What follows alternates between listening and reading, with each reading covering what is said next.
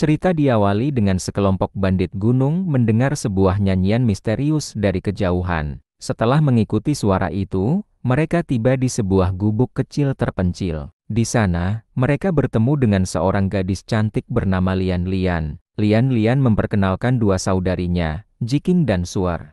Melihat kecantikan mereka, para bandit menjadi semakin bersemangat dan mengajak mereka bergabung. Jiking yang mendengar itu, tiba-tiba memanjangkan lehernya dan bersama saudarinya menangkap para bandit. Saat mereka hendak menyerap jiwa para bandit, aksi tersebut dihentikan oleh seorang biksu sakti bernama Cheng Yi. Tanpa banyak bicara, Cheng Yi melancarkan jurus-jurus serangan dan segel yang kuat, membuat Jiking dan Suer kewalahan.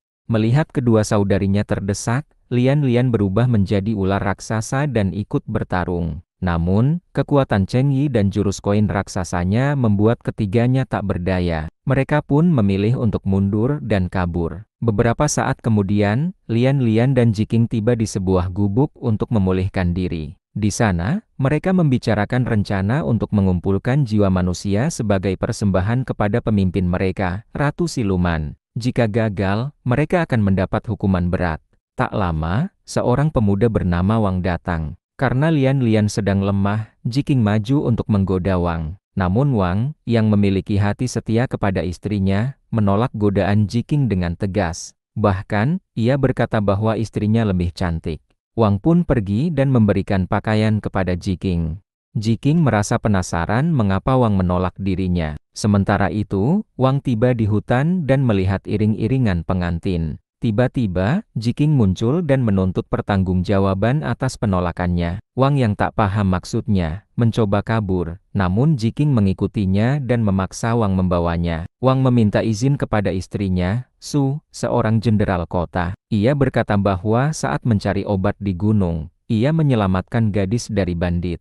Saat Jiking muncul, botol pendeteksi siluman bereaksi. Namun Su belum menyadari identitas sebenarnya karena ada laporan lain tentang siluman yang merasuki warga. Di tempat lain, dua pengusir siluman sedang kesulitan. Su dan pasukannya datang dan berhasil mengalahkan siluman. Saat kembali ke gubuk, Jiking menjelaskan kepada Lian Lian bahwa Wang berbeda dari pria lain karena kesetiaannya. Lian Lian mendukung Jiking dengan syarat Suer tidak mengetahuinya. Di tempat lain, Suer sedang menjalankan aksinya di kota, menyerap jiwa preman jahat. Saat hendak menyelesaikan aksinya, Suer diserang dua pengusir siluman dan Cheng Yi, ia pun melarikan diri. Setelah itu, Suer dan Lian Lian menghadap Ratu Siluman. Lian Lian beralasan Jiking sedang mencari jiwa. Ratu Siluman memerintahkan Suer mengumpulkan 72 jiwa. Sebelum musim gugur atau Jiking akan dihukum. Keesokan harinya, Su meningkatkan penjagaan kota. Di malam hari, Jiking kembali menggoda Wang, namun ditolak lagi. Saat Su muncul, Wang menyembunyikan Jiking dalam bak mandi. Setelah berhasil mengelabui Su, Jiking kesal karena ditolak. Wang menyatakan bahwa hatinya hanya untuk istrinya. Paginya, Jiking mengantar kue kepada Wang. Su mulai cemburu dan mengancam dengan pedang. Wang datang dan berkata bahwa Su ingin belajar membuat kue dari Jiking. Su pun pergi. Jiking semakin terpesona oleh Wang. Cheng Yi merasakan aura siluman kuat dari gunung. Dua pengusir siluman nekat naik ke gunung namun tertangkap. Di malam hari, Su mencoba mengunjungi kamar Jiking, namun mendapati wujud asli Jiking. Mereka bertarung sengit, dan Jiking menukar tubuh Su. Jiking lalu menuduh Su sebagai siluman dan memanggil prajurit.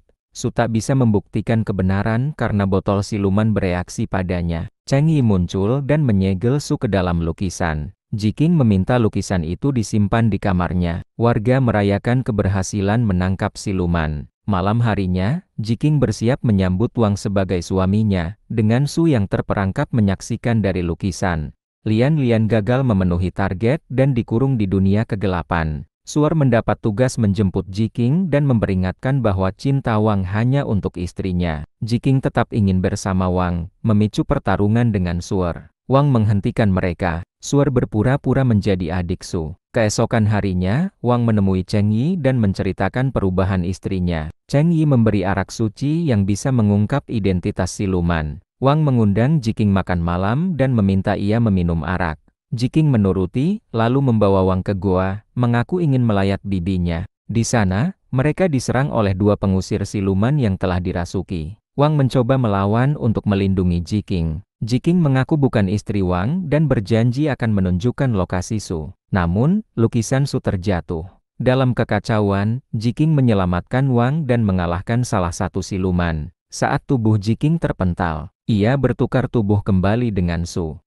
Suar muncul, ingin membawa Jiking ke Ratu Siluman, namun Cheng Yi datang, menyegel Suar ke dalam lukisan. Ia membebaskan tubuh Jiking dan membakar lukisan. Wang memeluk Jiking, mengira dia istrinya, namun Jiking mengaku Su masih terperangkap. Wang bersedih.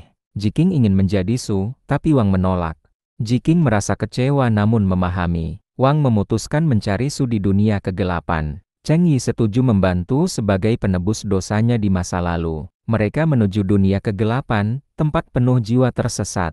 Wang menemukan Su terperangkap di bawah es, namun tak bisa menjangkaunya. Jiking yang menyadari semuanya, meminta bantuan Cheng Yi untuk masuk ke dunia kegelapan. Ratu Siluman muncul, ingin mengambil jiwa mereka. Jiking memohon ampun dan meminta Ratu Siluman melepaskan Wang dan Su. Namun, Ratu Siluman menolak. Pertarungan pun terjadi. Cheng Yi muncul membantu. Saat dunia kegelapan mulai runtuh, Jiking memilih tinggal dan mengorbankan diri agar Wang dan Su selamat. Sebelum mereka pergi, Jiking mengucapkan terima kasih kepada Wang karena telah mengajarkannya arti cinta sejati. Beginilah cerita ini berakhir. Janganlah mengambil yang bukan hal kalian, karena semua telah ditakdirkan. Cinta, kejujuran dan ketulusan tidak bisa dibeli dengan apapun. Terima kasih telah menonton. Sampai jumpa di video selanjutnya.